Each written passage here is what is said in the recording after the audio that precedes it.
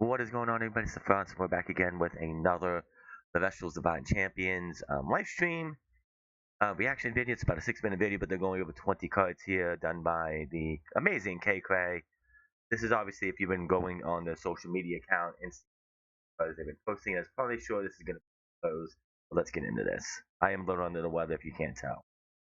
Hello casters, I'm K Cray, and today I'm going to be taking you through some of the new cards coming to Divine Champions Lifestream. Over the past few weeks, we have unveiled several cards that will be coming to Lifestream. In this video, We're going to get new ones. So we got Caprigo, we got Coastalith, we got Lockagon. Obviously, that's from the Lockagon. Obviously, is from the boxes. Yeah. we will recap some of those newly revealed cards, as well as showcase some that have never been seen before. Alright. Up first, we would like to kick off with the recent debut of Humbust and Humburst, Champions of Apollo. These two fire champions have been chosen by the divine god of the sun, Apollo. The fact that it's Apollo, I mean, obviously Humbus is half solar, so that makes sense. But like, obviously, like, without reading into it, obviously there's gonna be foretelling involved. Apollo is a foretell, divine. So obviously, that's what goes on here. To enhance the power and forces of the foretell mechanic. When Humbust, Champion of Apollo, is foretold, this card will also count as a solar Elestral, allowing you to add it to your hand with the foretell effect. Obviously, with Apollo, if you use his foretell effect, if you find a solar Elestral, you get to add it to your hand. That's the only thing there. So Humbus being able to be added to your hand as a solar Elestral, that's pretty good. From Apollo. If you foretold a Humburst, Champion of Apollo, you can instantly special ascend it from your Humbust and activate its powerful deck destruction effect. With Apollo enchanted on your field, you can force an opponent to send the top 4 cards from their deck straight to their underworld. Ooh, that's tough. Get excited to unleash these new forces of foretell and mill in this upcoming release. And like making your opponent get rid of 4 top to top, sometimes nothing hits. But 9 times out of 10, out of those 4 cards, they're gonna have something that they have in their combos they want to do get thrown away. Like someone did self mail one time against me with Mortalith. They played Mortalith, and then their top thing, the strategy was to get out Cryo Scorch, not Cryo Scorch, but Cryo Vern. And when they played the Mortalith, guess what was one of those those Elestrals they had to, because they had to put in the underworld, Cryoburn. They didn't have Spies from the Ashes in their deck, and this is before all the ways to get cards back had been added into games. So their entire strategy for their deck was in the underworld, and they couldn't do anything. So you could really screw somebody up with that.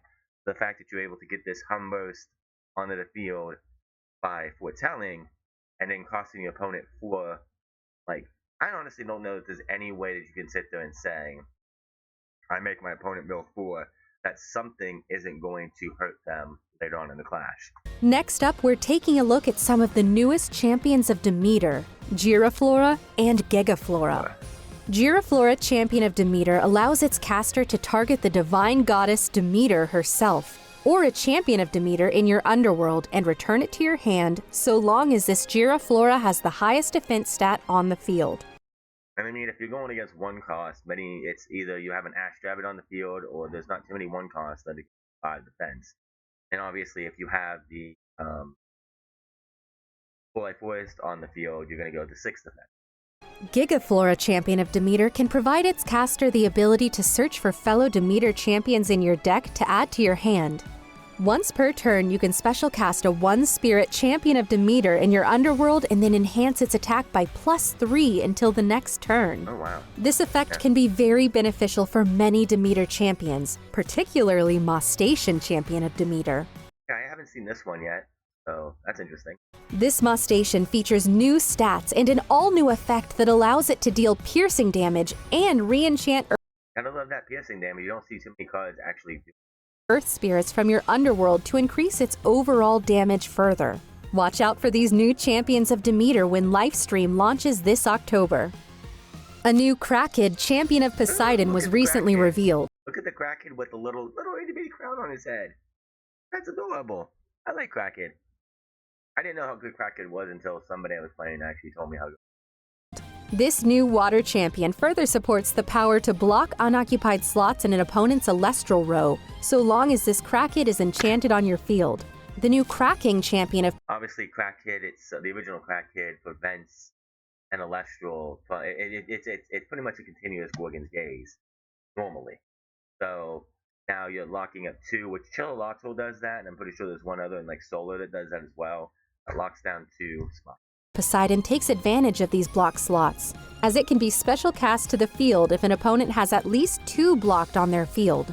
In addition, once per turn, you can expend a Water Spirit to return a water card from your underworld to your hand. This can provide some incredible strategies with cards like Galaxy, Rise from the Depths, and even the King of the Seas himself, Poseidon. Look out when these new champions rise in Divine Champions Lifestream. The Thunder element is receiving some new allies in this set. Introducing Sparkit and Gatobolt, champions of Zeus. Oh, Sparkit gets an actual champion. So Sparkit's back in without having to be. When you cast a Sparkit, you search your deck for a Zeus and Well, Gatobolt actually see play because I don't know anybody who plays the actual original Gatobolt. It has probably one of the absolute worst effects out there. These new Thunder champions feature all new effects that allow you to search your deck for the mighty Zeus Sparkit is only a 2/1 too. Ew. or a Zeus's Call. Thanks to the powerful effect of Gatobolt, you can special cast 1 Spirit Thunder Elestrals from hand and protect this champion from Invoke runes, so long as you have 5 or more Enchanting Thunder Spirits on your field. Okay. There are numerous exciting possibilities. So no Earthquake, no resting on your laurels, no none of that stuff. That's cool. Gatobolt actually has a reason to be played now because, again, nobody's playing OG Gatobolt. To explore with these cards and their effects. 2 new Wind champions were recently revealed, Findust and Habufin, champions of Aeolus. These Elestrals feature brand new effects that allow the Wind element to synergize with the Earth element like never before. Get excited to whip up a sandstorm and crash down an earthquake with these new strategies. Moving along to the cold, snowy forces of the Frost element, we recently debuted Catarant and Iwoli, champions of Kione. I don't like these card arts for these guys. I really don't. I really don't like Iwoli. This looks too deformed. These champions can send cards from the top of your deck to your underworld and, in return, strengthen your board presence against opponents.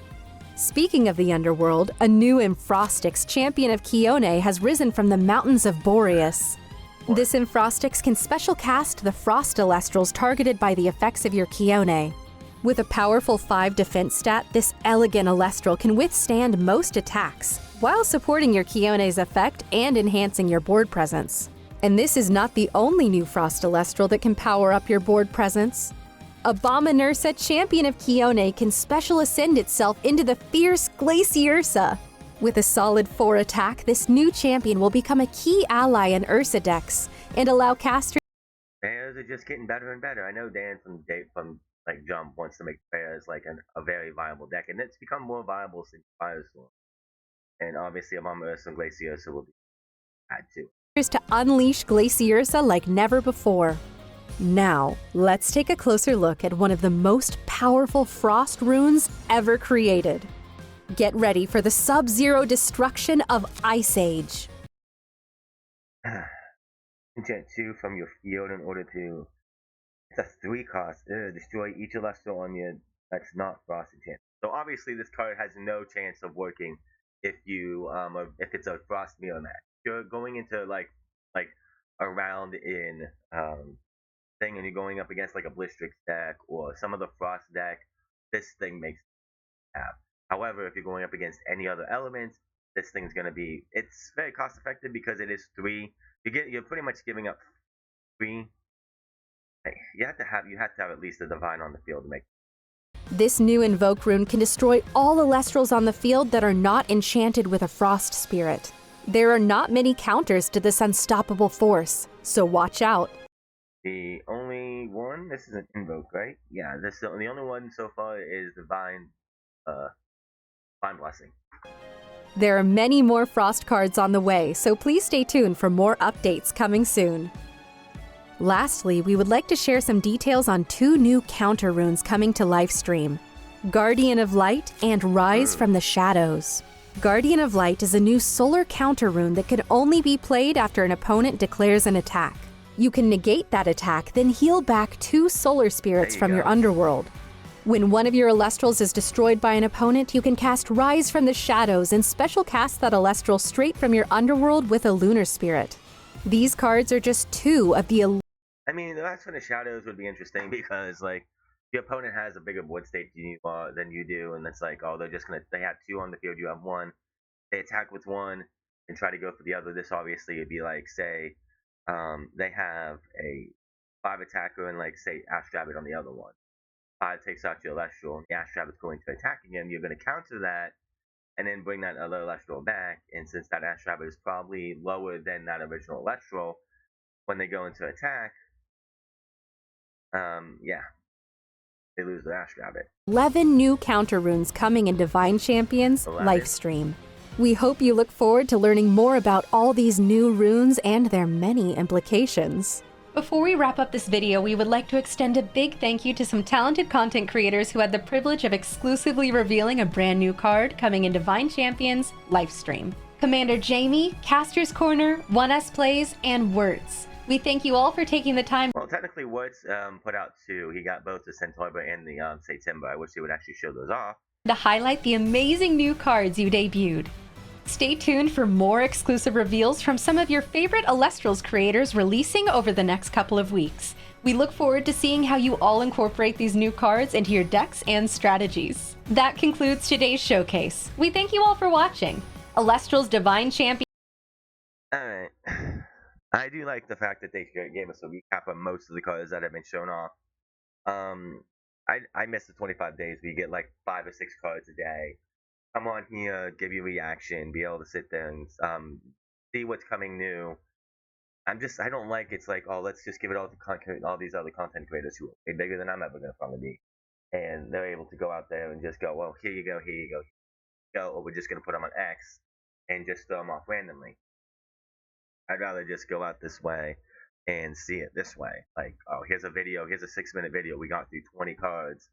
And I could obviously pause and read them, but I'm not feeling with it, so I'm just going to sit here, give my initial reaction without going over the actual effects of everything.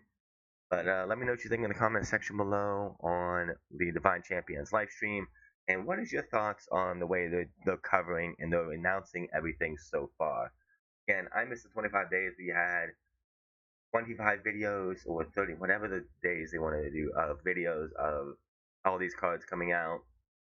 Yeah, you still had, with the last one, showing off, you had some content creators going out there and showing them early before a 25-day episode. Well, but in my opinion, I just like the fact that we had, like, for 25 days in a row, we could sit here and learn about new cards and effects and other things. Here we are now, just like, it's been a couple weeks since we've gotten the first look and anything else, and here we are now with 20-bit cards that were shown off in other places. Until then, man, it's a fun, and I'll see you guys later.